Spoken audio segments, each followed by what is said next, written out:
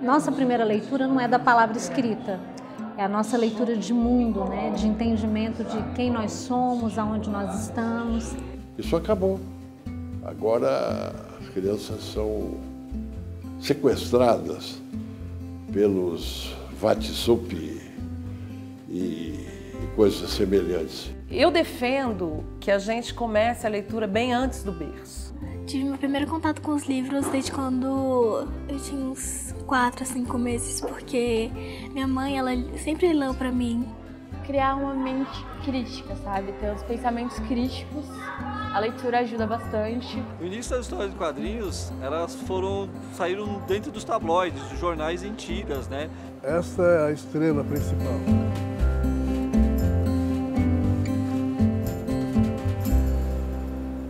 A nossa turminha.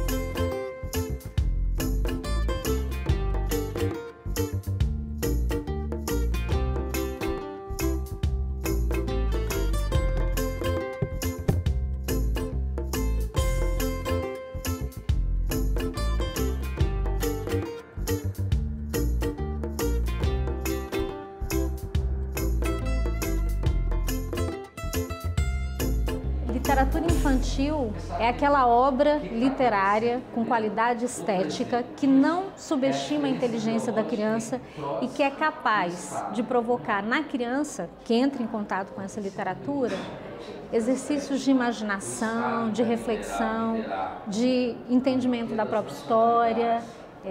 Para mim, um bom livro de literatura é aquele que dialoga com a criança, é aquele que conversa com a criança. Pequenas histórias que foram, de certa forma, permitindo que o meu raciocínio começasse a se desenvolver, não é? Histórias de afeto e de fraternidade. E isso foi encantador. Aí que eu me apaixonei pela leitura.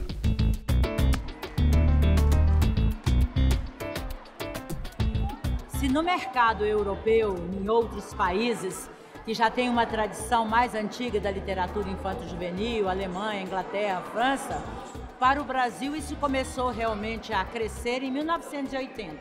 Alguns autores inauguraram o mercado, como Ana Maria Machado, Ruth Rocha, Ziraldo, Pedro Bandeira, e dali para cá, muitos outros autores surgiram. O mercado usava muito traduções, e foi nessa época que começou a se apostar no autor brasileiro. E o livro começou a ficar cada vez mais bonito, a ilustração, o design gráfico, tudo a tecnologia foi trazendo para o livro a obra de arte. Hoje, um livro é o primeiro museu de uma criança.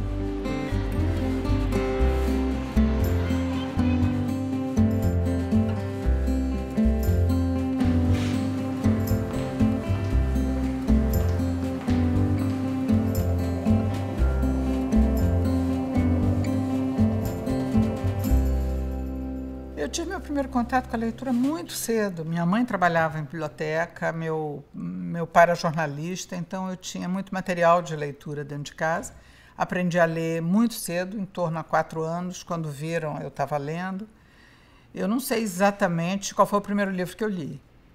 Eu lembro muito bem da sensação do primeiro livro que eu ganhei de presente, foi no Natal, foi Reinações de Narizinho. Devia ser quando eu fiz 5 anos, eu faço anos no Natal.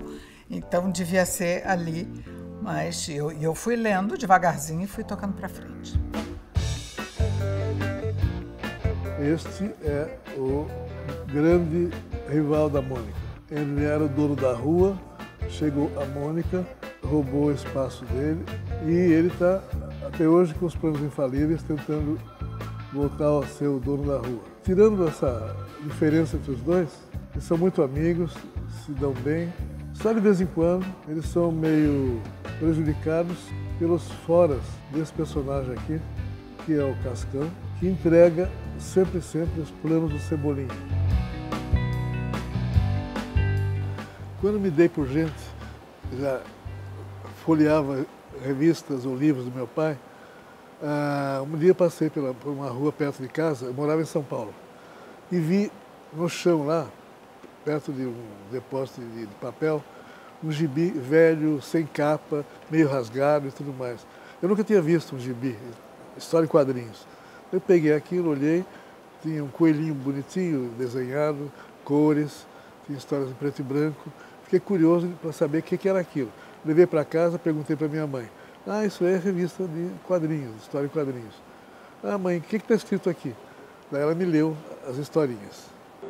Eu tinha por volta de 7 anos, quando comecei a alfabetização, e minha irmã comprou uma revistinha do Pato Donald, eu lembro, e eu vi o personagem e achei maravilhoso, assim, me incentivou realmente. Aí todo mês ela trazia uma revistinha, às vezes 2, e eu fiquei fascinado. E sempre que eu juntava um dinheiro, que naquela época era uma coisa bem mais difícil a gente conseguir e tal, aí eu sempre pegava e ia comprar uma revistinha. Sempre que eu juntava o dinheiro, falava, vou comprar uma revistinha do Pato Donald para tentar acompanhar, que todo mês saía nas bancas e tudo mais.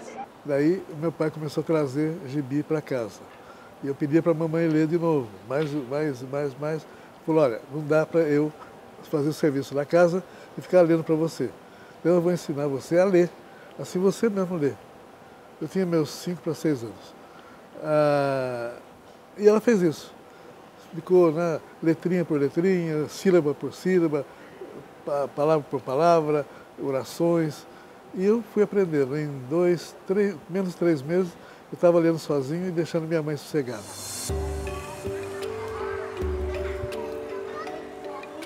As histórias em quadrinho fizeram parte da minha trajetória de formação como leitora. Como eu nasci numa casa onde o meu pai não sabia ler e minha mãe só estudou até a 4ª série primária, a gente não tinha livro em casa, né? A gente não tinha livro nenhum, menos ainda livro de literatura. Eu lembro claramente que o livro que tinha na minha casa era a Bíblia e uma coleção de 3 dicionários, que minha mãe comprou com muita dificuldade porque ela sabia da importância de ter dicionário em casa.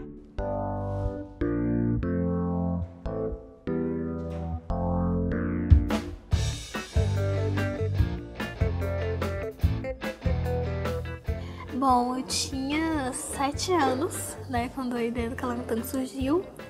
E foi numa noite que eu tava com insônia.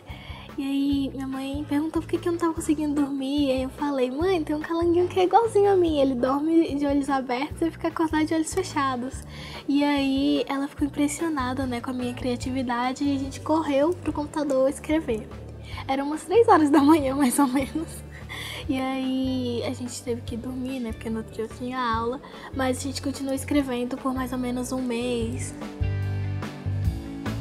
Cada autor narra o seu processo. Autores que escrevem de madrugada, outros que escrevem à noite, uns que são inspirados pelo que leem e outros que buscam lá na sua alma, nos mais recônditos guardados, a sua inspiração. Eu vou contar a história de uma delas para vocês terem ideia do quanto a gente precisa conhecer essas mulheres. Para mim, a minha primeira leitura foi a leitura das narrativas da minha mãe, que era uma mulher negra, de uma força incrível e que tinha como uma das características marcantes ser uma grande contadora de histórias. Contadora de causos, histórias de assombração, histórias da roça, histórias da infância dela. Esse foi o meu primeiro contato com a leitura, porque lendo as narrativas dela, ouvindo as narrativas dela, eu fui criando gosto e vontade de conhecer outras narrativas.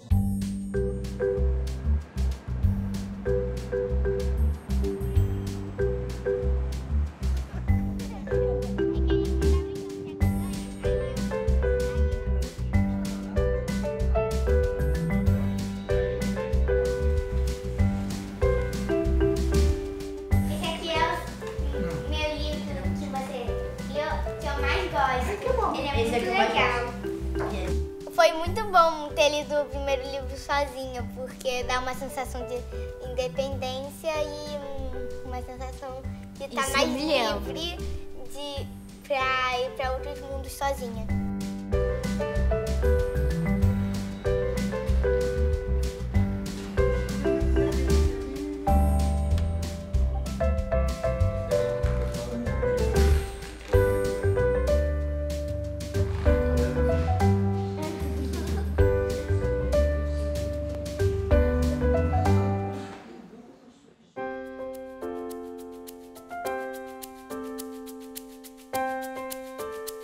Na verdade, a ideia de escrever para as barrigas, né, para os bebês ainda na barriga das mães, surgiu a partir de uma oficina de leitura com um grupo de grávidas que eu frequentava na época que eu fui buscar um parto natural para minha primeira filha.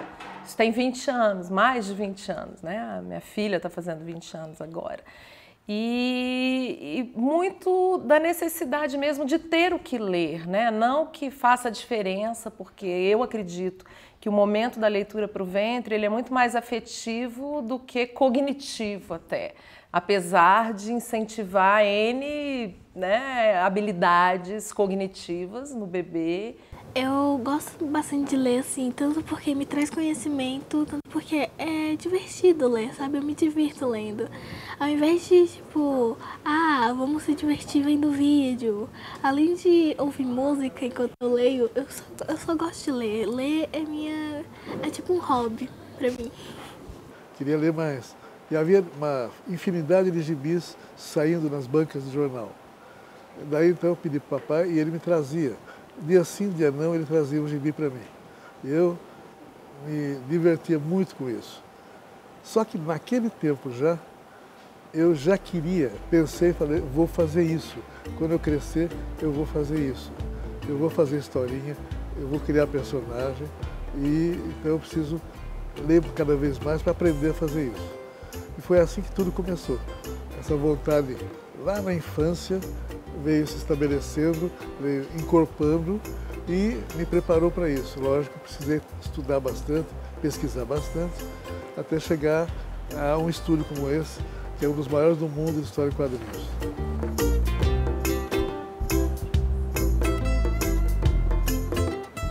A nossa turminha.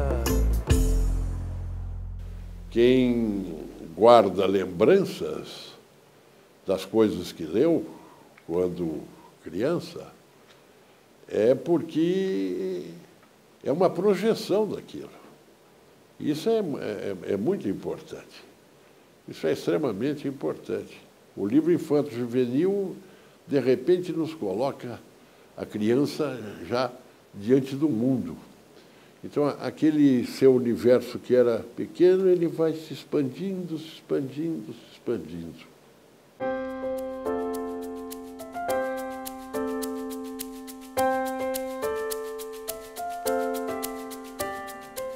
Na minha escola, toda semana tem um projeto leitura, que cada um leva um livro para casa e depois tem que falar como que foi o livro.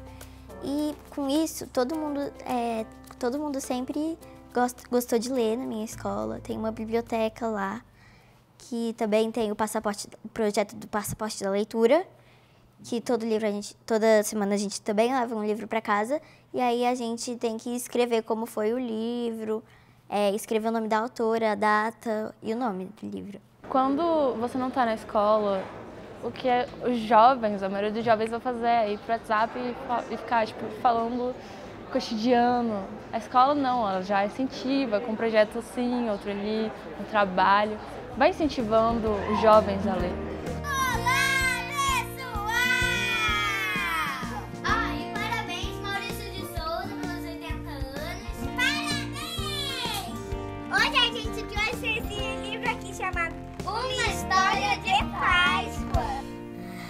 A gente já pensou em ser escritora, mas hoje em dia eu já não sei o que eu quero ser. A gente já pensou, nós duas já pensamos em ser, mas eu não sei o que eu vou ser quando crescer. Hoje em dia eu quero ser jornalista.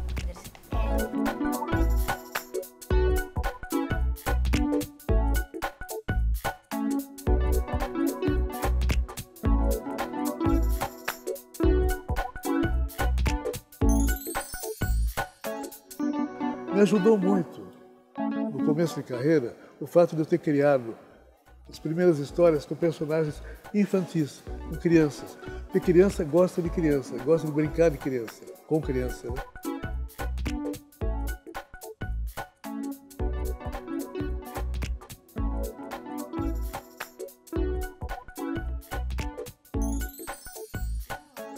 Eu creio que é uma fase de descoberta, né? Porque quando o incentivo vem dos pais, que é uma pessoa que está sempre presente com vocês, vai criando força, né? Porque no nosso país a leitura não é muito valorizada. E quando tem uma pessoa que está no seu meio, ambiente, assim, junto com você, que te incentiva, é como se fosse a cada dia você fosse... É como se fosse uma força a cada dia, é como se fosse um puxão para você continuar a querer novas descobertas a cada dia.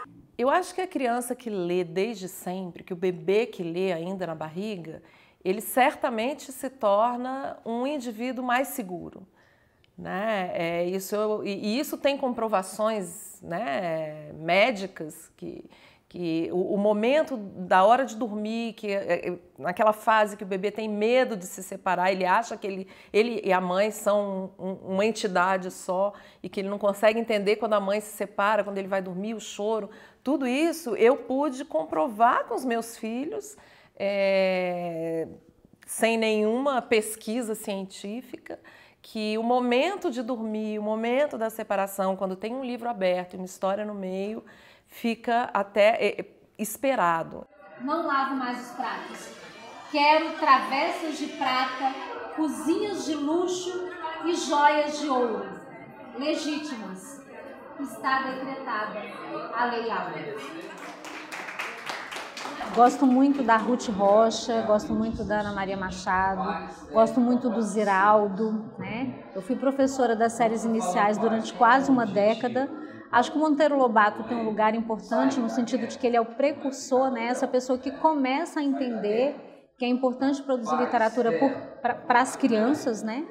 Entre os meus autores prediletos de literatura infantil, Monteiro Lobato é o grande mestre, foi por onde eu descobri literatura, ele tem um lugar muito especial. Além disso, tem todos os outros de minha geração, com que eu me sinto muito próxima, Ruth Rocha, Silvia Ortoff, Lígia Bojunga, Ziraldo, Bartolomeu Campos Queiroz, Fernanda Lopes de Almeida, enfim, muita gente. E vários estrangeiros que eu gosto imensamente, de Mark Twain a Milne e Lewis e vários outros. Eu cresci no pó de Perlim Pim Pim, então achava assim, Emília sempre foi ídolo, achava o máximo, aquela boneca abusada, falante, que fazia o que queria. O primeiro livro que eu li sozinha foi o Reinações, de Narizinho, né? E Caçada de Pedrinho. Isso, a minha mãe comprou a coleção, então eu tinha uma coleção de contos de fadas e uma coleção de Monteiro Lobato. Quando eu era garoto, gostava muito de ler Maurício de Souza, né? Cebolinha, Turma da Mônica, Pato Donald também. Todo o geral que eu gostava muito, e futuramente, depois como eu fui aprimorando, eu gostei mais de super-heróis, né? E eu vejo isso muito nas garotadas. Hoje em dia o mangá, eu acho que é um dos a grande porta de leitura dos adolescentes para leitura, né? Hoje tem essa gama de quadrinhos diversificada que o público gosta, né? Eu acho que eu sempre escrevi. Eu escrevia muita carta para os meus primos que moravam longe, amigos. Eu fazia diário, eu trabalhava no jornalzinho da escola, então depois eu fui trabalhar em jornal, eu escrevia diariamente dentro do jornal, estudei letras e fui passando de uma coisa para outra. Então, quando me pediram, iam fundar a revista Recreio em São Paulo, me pediram para experimentar escrever uma história para criança, eu experimentei. E gostei muito de trabalhar com esse registro de linguagem, uma linguagem muito brasileira, familiar, oral, coloquial. E aí continuei nisso, pela linguagem.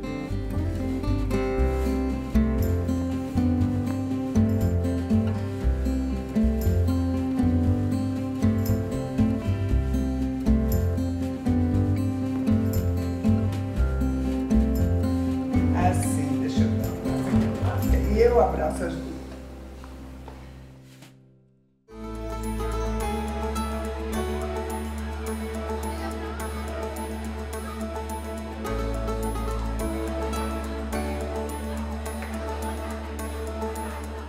ajudou muito a me expressar com os poemas, que eu vim parar aqui por causa de poema. E eu me expresso muito bem escrevendo e os meus pensamentos são mais ordenados assim. Nas escolas usa-se muito os livros didáticos, aí ele não dá conta, por exemplo, do tema água. Então adota-se um paradidático para suplementar aquele conhecimento. Mas se nós queremos a leitura pelo deleite, então é a literatura. A poesia, a crônica, a narrativa, o reconto, tudo isso é a literatura, né? E isso é que faz a criança se encantar. O transporte para o imaginário se dá no livro literário. Muitas vezes os pais falam, mas eu não tenho dinheiro para comprar livro, o livro é caro, mas tem as bibliotecas públicas, tem os eventos que sempre às vezes trazem os escritores para perto dos leitores, né? Tem as livrarias que por mais que queiram vender o livro, tem aquele espaço, principalmente nos espaços infantis, tem um espaço que o pai pode sentar, mesmo que ele não vá comprar livro algum, ele pode se sentar com seu filho e ler, ou deixar que seu filho leia para você. Às vezes as pessoas acham que produzir literatura para criança é falar no diminutivo, tratar a criança como boba. E os bons livros de literatura infantil que eu já encontrei são aqueles que partem de uma concepção de uma criança inteligente, problematizadora. São livros que trazem uma qualidade estética bem consistente. Eu já tenho um livro escrito que é As Aventuras do Calango Tango. E tenho um livro para mandar para a gráfica, que é A Incrível Fábrica de Borboletas. Ela comeu um pedaço de bolo, um sorvete, um pepino, um queijo, um salabim, um pirulito, uma torta, um salsicha, um doce e uma... que é isso mesmo, mãe? Melancia. E uma melancia. E ficou com dor de barriga. Não acreditava em fadas, mas queria acreditar. Dizia não, mesmo quando os sonhos murmuravam sim. A minha mãe, como eu disse, ela leu desde que eu estava na barriga. Isso que todas as mães deviam fazer, acho que me incentivou a ler muito, muito mais do que se ela tivesse lido só quando eu já tinha nascido. E mesmo quando eu não sabia ler, eu lia. Eu lia com as imagens. Que dá para ler imagens com o corpo, dá para fazer imagens com o corpo e muito mais. Quando eu comecei a ganhar prêmio, aí as editoras começaram a me procurar, perguntando se eu não tinha mais algum livro, se eu não podia escrever. Aí eu tinha gavetas cheias, eu escrevia havia 10 anos e nunca tinha publicado. E aí, então, eu disse, bom, então tá na hora de publicar. O projeto Mulheres Inspiradoras nasceu do meu desejo de ressignificar a minha prática pedagógica e de reinventar a escola. Para mim, escola sempre esteve associada à aprendizagem, a desenvolvimento, a ampliação de repertório de mundo. E num dado momento na minha profissão, eu percebi que os estudantes, os jovens, não estavam se envolvendo na escola, eles estavam produzindo uma espécie de exclusão dentro da escola. Eles estavam lá pela socialização que a escola proporciona, mas eles não estavam se engajando naquilo que a escola estava propondo. O livro que eu mais gostei no projeto Mulheres Inspiradoras foi Quarto de Despejo e eu vou ler um trecho para você agora. Amanheceu chovendo e eu tenho só 4 cruzeiros e um pouco de comida que sobrou de ontem e uns ossos. Fui buscar água para pôr os ossos ferver. Ainda tem um pouco de macarrão. Eu faço uma sopa para os meninos. Vi uma vizinha lavando feijão. Fiquei com inveja. Faz 2 semanas que eu não lavo roupas por não ter sabão. Vendi umas tábuas por 40 cruzeiros. A mulher disse-me que paga hoje. Se ela pagar, eu compro sabão. Há dias que não vinha a polícia aqui na favela e hoje veio, porque o Julião deu no pai. Deu-lhe uma cacetada com tanta violência que o velho chorou e foi chamar a polícia.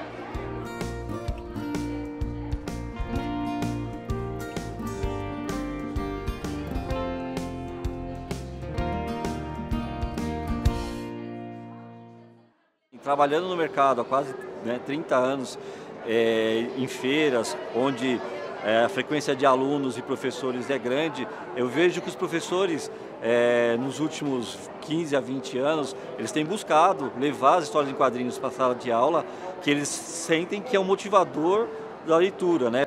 Ler é mais importante que estudar. Sobretudo se a gente pensar que estudar, dependendo da proposta que estiver se desenvolvendo, pode ser um processo muito vazio de sentido, né? Mas ler é a base de tudo. Eu não consigo imaginar uma pessoa bem formada, com capacidade de expressar os seus sentimentos e os seus pensamentos, sem ter passado pela leitura. Porque todos os processos cognitivos se dão pela narrativa. Isso é o que faz o pulo do gato. Quando eu escrevi meu primeiro livro, eu me senti bem realizada, assim, porque eu sempre quis soltar, assim, minhas ideias, sabe? Porque eu não conversava muito, assim, com os meus colegas de classe, eu conversava bem pouco com eles, assim. Eu, a maior parte do tempo, estava lendo, assim, no intervalo, sabe? E eu sempre quis, assim, liberar a maior parte das minhas ideias, e a maior parte das minhas ideias estão nesse livro. Aí, o meu segundo livro, né, que ainda vai ser publicado, tem o resto de todas as minhas ideias, assim, e eu tô planejando escrever um terceiro livro, mas ainda não decidi direito sobre o que vai ser. É um aprendizado a cada dia, né? Uma descoberta a cada dia. E a leitura é fundamental para isso, porque você vai criando como se fosse um repertório, né, para a sua vida, e a cada dia você vai sabendo resolver novas coisas, novos casos, entre outras coisas. Eu tinha uma bisavó que me contava histórias. E aquela narrativa me transportava para aquele lugar lá imaginário. E um pai leitor. Essas foram as maiores influências que eu tive. De modo que quando eu cheguei na escola, já com 7 anos, que eu me deparei com a biblioteca escolar, eu achei que eu havia chegado no paraíso. E li todos os livros da biblioteca. Eu não sei se existem bibliotecas suficientes no Brasil, acho que nunca há bibliotecas suficientes, mesmo nos países mais desenvolvidos, que tem muita. Nós tivemos uma expansão muito grande de bibliotecas municipais nos últimos 20 anos, digamos assim, quer dizer, com projetos sucessivos de criar uma biblioteca em cada município, e foi uma multiplicação do número de bibliotecas, estou falando de bibliotecas públicas. Mas nós não temos, culturalmente, o hábito de ir à biblioteca. Então, muitas vezes, tem biblioteca e não vai ninguém. Então, além disso, as bibliotecas brasileiras tendem a ter horários de funcionalismo público. Funcionam só dos dias de semana e fecham às 5 da tarde. Então, fim de semana ou de noite, quando as pessoas podem ir, não tem biblioteca aberta. De fato, há estudos conclusivos que evidenciam que a leitura ajuda a gente a desenvolver a inteligência. Quem lê mais amplia a sua capacidade de aprendizagem, a sua capacidade de compreensão, a sua capacidade cognitiva. É preciso incentivar as crianças a lerem, mesmo, não é? E, ao mesmo tempo, isso que se pretendia no nosso Aprendendo Direitinho, era também dar uma ideia de que os homens devem viver em harmonia, não deve haver dominação do mais forte, economicamente. Não é? As pessoas têm que viver com prudência e procurando encontrar a felicidade por aqui mesmo. A leitura é fundamental.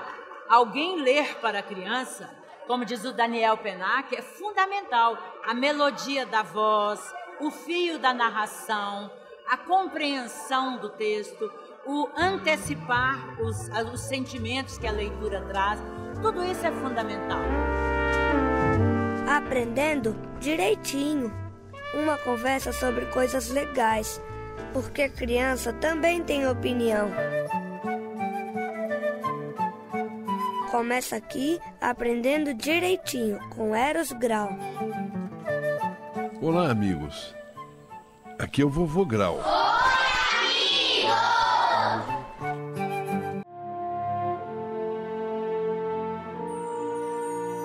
Essa música... Era uma vez, no tempo dos reis e rainhas, uma linda menina que se chamava Cinderela. Ela morava com a madrasta. A madrasta da Cinderela tinha 2 filhas. O certo era as meninas ajudarem a mãe nas tarefas. Era interessante porque a gente construía, a partir de uma história, um caminho do imaginário até a realidade de hoje. Ainda que a realidade de hoje talvez é mais difícil contar a realidade de hoje numa história do que antigamente. A criança precisa ter acesso ao livro. Então, nós precisamos ter livro em casa, ter livro na escola, levar as crianças em bibliotecas públicas, levar em livrarias, a museus, porque o filme, o livro, o teatro, eles estão todos intrincados. A arte, em geral, favorece as várias vertentes da arte.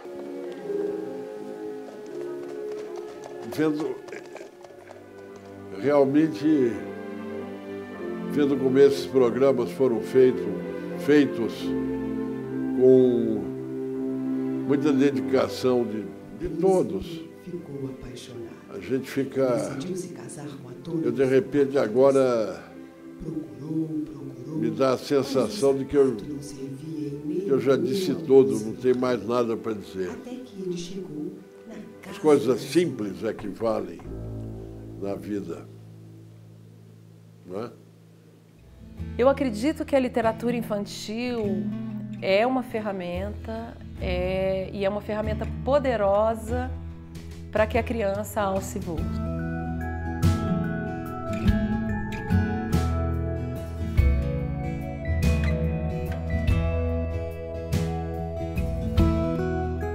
Eu diria, meus amigos, façam